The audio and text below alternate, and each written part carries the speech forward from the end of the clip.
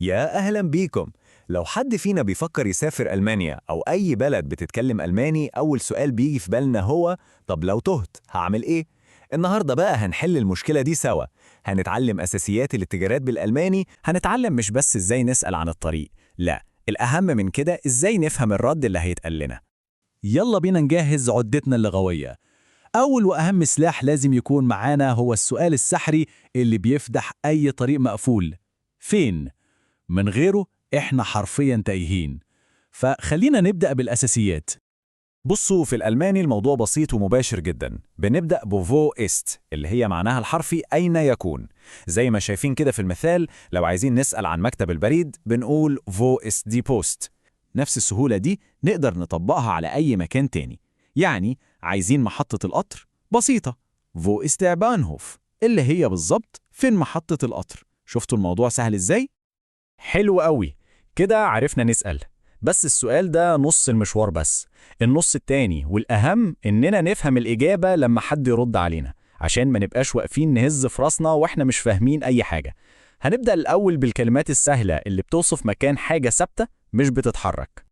خلينا نبدأ بأسهل كلمتين في العالم كله، هير ودورت.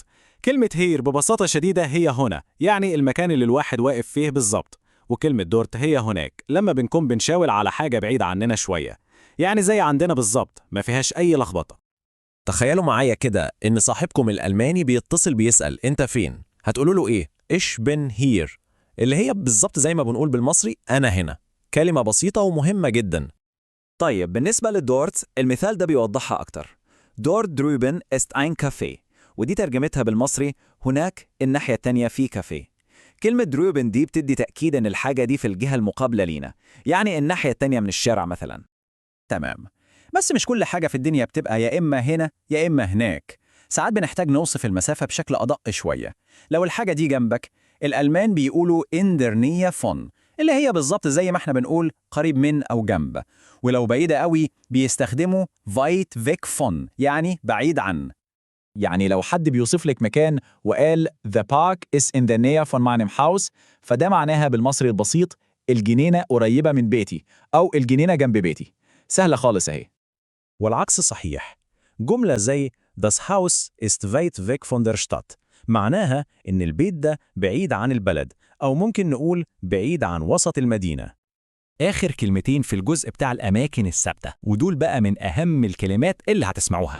فور يعني قدام، وهنتا يعني ورا، بسيطة ومباشرة زي عندنا تماما. والمثال ده بيوضح كل حاجة. اشتيا فور دا أبوتيكا، اللي هي ببساطة شديدة أنا واقف قدام الصيدلية. ولو كانت هنتر بدل فوا، كانت هتبقى أنا واقف ورا الصيدلية. تمام قوي كده. دلوقتي احنا بقينا نعرف نوصف الأماكن الثابتة، بس أغلب الوقت عشان نوصل لمكان معين لازم نتحرك. يلا بينا ندخل على الجزء اللي فيه أكشن بجد، أفعال الحركة.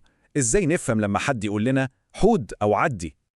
أول فعل معانا هو أبيجن، ده معناه ينعطف. بالمصري كده بنقول عليه يحود أو يلف. يعني أول ما تسمع الكلمة دي يبقى على طول تعرف إنك محتاج تغير اتجاهك، يا يمين يا شمال. الفعل التاني هو überqueren، ومعناه يعبر. في كلامنا العادي بنقول يعدي، زي بالظبط لما بنقول يعدي الشارع أو يعدي الكوبري. طيب إزاي بقى نجمع دول مع بعض في وصفة واحدة؟ لو حد قال بيجن زهير لينكس أب وبعدها على طول قال يوبكفيرن دي شتراسة، فده معناه بالعامية بتاعتنا حود شمال من هنا وبعدين عدي الشارع. وصفة بسيطة ومباشرة. وبكده نقدر نقول إن عدة الشغل بتاعتنا بقت جاهزة، معانا الأدوات الأساسية عشان نسأل عن أي مكان، والأهم من كده إننا نفهم الإجابة بتفصيل، سواء حد بيوصف لنا مكان ثابت أو بيدينا تعليمات عشان نتحرك. زي ما احنا شايفين كده، الموضوع كله عبارة عن تركيبات. بنبدأ بسؤال بسيط قوي زي فو است، وبعدين بنستخدم كلمات الوصف زي قريب وبعيد أو قدام وورا. ولو محتاجين نتحرك هنفهم أفعال زي يحود ويعدي. الأدوات دي ممكن تبان بسيطة، بس صدقوني هي كافية جدا عشان نتصرف في 90% من المواقف اللي ممكن نتحط فيها.